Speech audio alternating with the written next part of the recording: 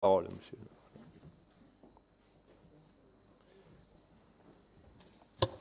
Oui, merci Monsieur le maire. Mes chers collègues, sur ces décisions dont on nous rend compte, je voudrais m'arrêter sur 6 d'entre elles. La 2019/179, un agent municipal agressé dans le cadre de ses fonctions, pour lequel la ville de Toulon prend les frais d'avocat en charge.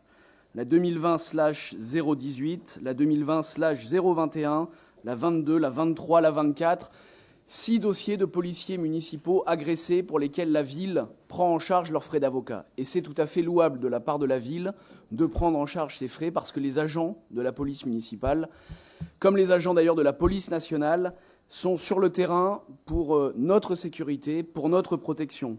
Et dans cette période, je voudrais appuyer plus particulièrement sur ces 6 décisions et pour lesquelles c'est tout l'honneur de la ville de prendre les frais d'avocat en charge quand les policiers municipaux sont agressés, rappeler notre soutien et je vous demanderai peut-être, pour ceux qui le souhaitent, de le manifester aussi clairement à nos forces de l'ordre, notre police municipale, dont nous avons la charge, et aussi la police nationale.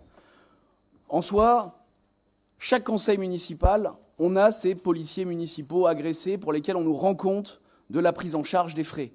Un policier agressé, il l'est par un délinquant, ou par au moins quelqu'un qui a quelque chose à se reprocher.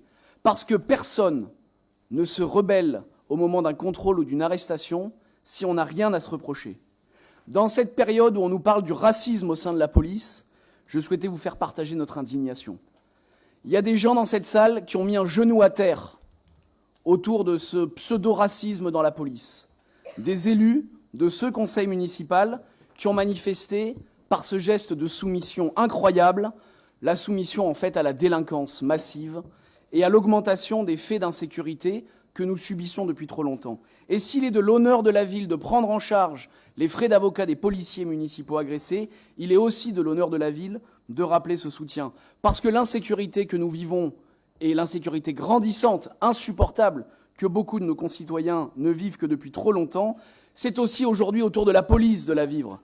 Parce qu'on est passé en quelques années des menaces et des insultes aux agressions, aux crachats et à la violence à leur encontre et à l'encontre de leur famille. On nous explique qu'il y a du racisme dans la police, qu'il y a des contrôles aux faciès, mais qu'est-ce qui se passe aujourd'hui ? Il y a des avocats qui, eux, sont bien placés pour le savoir. Mais qui pourrait contester aujourd'hui ce lien entre immigration et insécurité, immigration massive ? Et pourtant, beaucoup d'honnêtes gens, beaucoup de nos concitoyens issus de l'immigration, notamment dans les quartiers populaires, vivent aussi cette insécurité, la subissent et font confiance à la police. C'est donc bien qu'il n'y a pas de racisme endémique et que le véritable racisme, c'est celui de nier la réalité et de se mettre à genoux face à la délinquance. On ne veut pas de statistiques ethniques pour cacher peut-être la réalité ? On ne veut pas croire ou voir ce qui se passe dans les prétoires ou qui constitue la population carcérale et on reproche à la police de faire des contrôles, mais les policiers, ils sentent l'insécurité.